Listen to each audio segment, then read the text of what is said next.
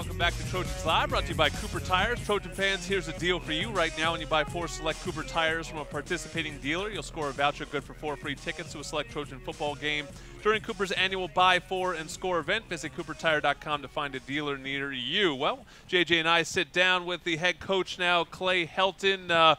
Coach, I don't know how much you heard of what your boss, Lynn Swan, had to say, but a pretty full-throated support from him. I'm sure you already knew that. You meet with him all the time. What does that mean to you that he's standing behind you in obviously adverse circumstances? Yeah, I've been so fortunate with both ADs that I've had, both with Mr. Hayden and Mr. Swan, both having won championships, know what it's like to play at the highest level, and to lean on them for support and advice. And we, like Mr. Swan said, we always communicate. We have an open line of communication. We meet every Monday and visit. And I'm able to bang ideas off of him and get opinions on things. And to have that support from a guy that's won championships at the highest level is something special. He's always had my back from day one, and has, whether it's highs or whether it's lows, and I appreciate that. And, at the end of the day, it's my job to help us win ball games and to win ball games. And the athletic director's job is to support the 21 coaches that are here at our university, and that's what Mr. Swan does. He supports all of us, and I'm very appreciative to be able to have him as at this university and helping myself run a football team. Okay, and of course, the big announcement is you had to make some tough choices and decisions, with the program and some staff changes in particular. Can you give us a little overview of? We know what actually happened, but your thought process behind it. It's as far as the play calling goes, it's been something that I've been itching to do for a little bit. That T and I have done this in the past. Is when I was interim head coach, of him helping me run the offense, and I was the play caller. And as far as game planning, as far as organization, as far as cleaning things up tape-wise, as far as being my eyes on game day, those are things that T's very comfortable with. He was very supportive of the decision, and he's such a major asset to what we're trying to accomplish here in all facets. He's a tremendous football coach, tremendous recruiter, a tremendous developer of talent, and I'm so glad that he is with us. But at this time, I thought it was the best timing. It was hard, not only to make that switch, but also to let go a guy in Coach Callaway that is like a member of my family, who I dearly love, and one of the hardest things I've ever had to do in my life. But out of respect to Coach, like I told him, I said I came to the conclusion, Monday. I didn't want to make an emotional decision, but I had a long, not very much sleep Sunday night, and woke up Monday and said, you know what, I have to do what's best, not only for Coach, but for our program right now. And I know that I'm going to make a change, and to have a man work for 4 weeks and then make that switch, knowing that you're going to make it. And after making that decision, I usually make a decision and do it, and made it and let him know, because just out of respect to him, I thought it was the most honorable thing I could do. We've seen Tim Drevno in that spot before.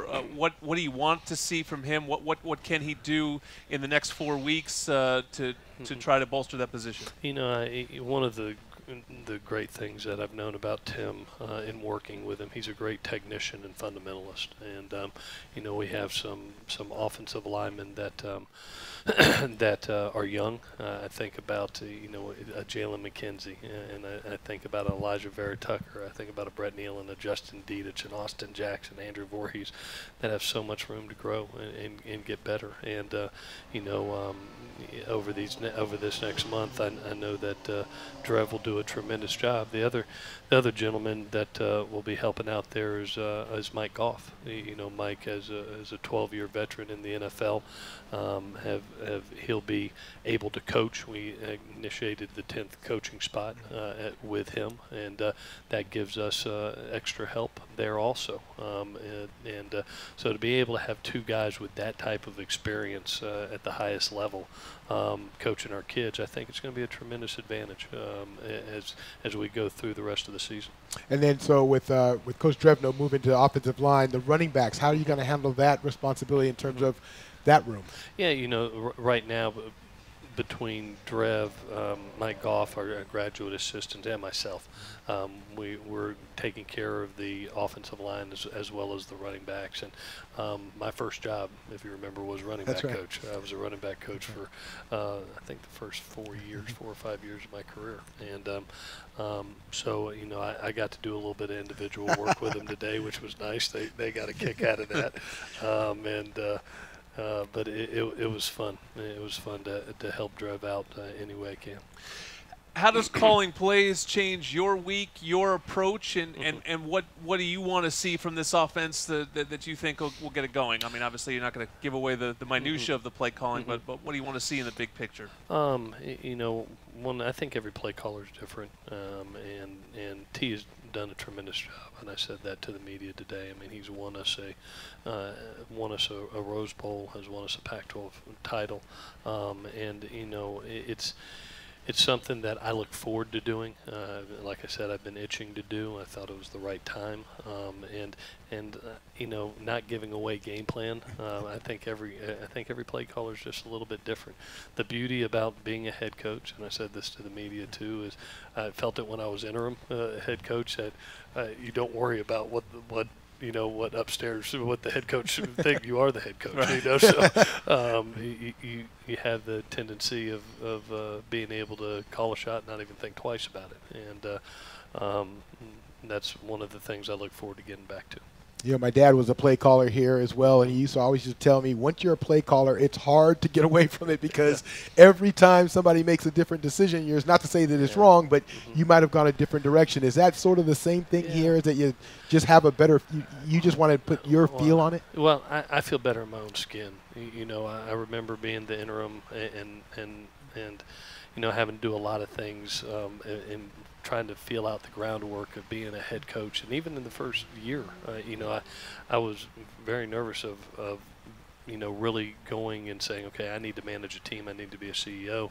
I need to, be able to take care of problems and get comfortable in my own skin in the job. Well, it's year 3. And, I was itching at the beginning of the season, and we've gone to this point, and I just thought it was the appropriate time to be able to make that switch. And thank good for a very supportive coach and Coach T. He's not only a great coach, but one of my dear friends, and we've done this together for the last 7 years, and that will continue. What's the message to the team right now, Coach? I mean, you're always so goal-oriented. You want them to reach for the highest goals. Obviously a lot of that's is hard to come by right now. So how are you refocusing the message for the team? I told the team today in the team meeting. I was very honest with them. I said, especially the young kids, I said, you don't know how quick you're going to blink your eyes, and you're going to be sitting there and you're Cam Smith and you're Marvell Tell and you're Biggie Marshall and you're those guys, Toa Lomanon, that have fought here and won championships, and it's your last 4 regular season games, and you haven't lost a game in November in the last 2 years, and you want to get it done the right way, and because our senior bunch is fighting so hard, to be able to make this a successful run, and just reminding the young people that it's really about each and every game that we play, preparing just like you prepared in game 1, when hopes were high and loomed large, but to be able to make a successful November run and see where we lie at the end of it and see if we get the opportunity to play again together as a brotherhood, that's special. And I reminded them of it today, and I thought they had an unbelievable practice. Went out there in full pads today, banged around, competed their ass off, and really had fun together. And, it was a very fun practice to watch. I think you're going to like this to a man is the players that were interviewed and sort of talking about some of the coaching changes after practice.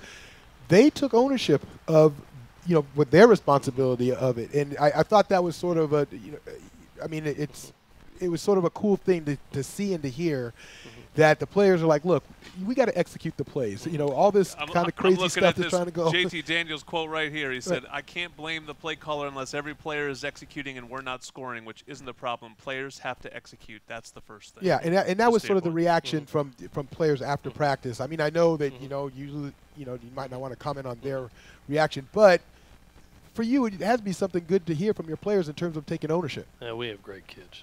We have great kids, and like I told them, I said, you know, Coach Martin is not the reason we're 4-4. You know, there are several factors that have gone into this season that have put us in this position. It's our job as a collective unit to look ourselves in the mirror and be able to fix the things that we can fix and we can control to be able to have a great November. And finish off this season with some seniors with some great memories. And so that's our job. And so we showed back up to work today and worked our tails off. And we'll do it again tomorrow and do it again the next day. And hopefully it equals victories down the stretch here. All right, November starts this week. A trip to Oregon State, 7 p.m. kick on FS1. We'll talk to one of those great kids next, the third-string quarterback who went out there and almost pulled it off on Saturday. Jack Sears coming up on Trojans Live.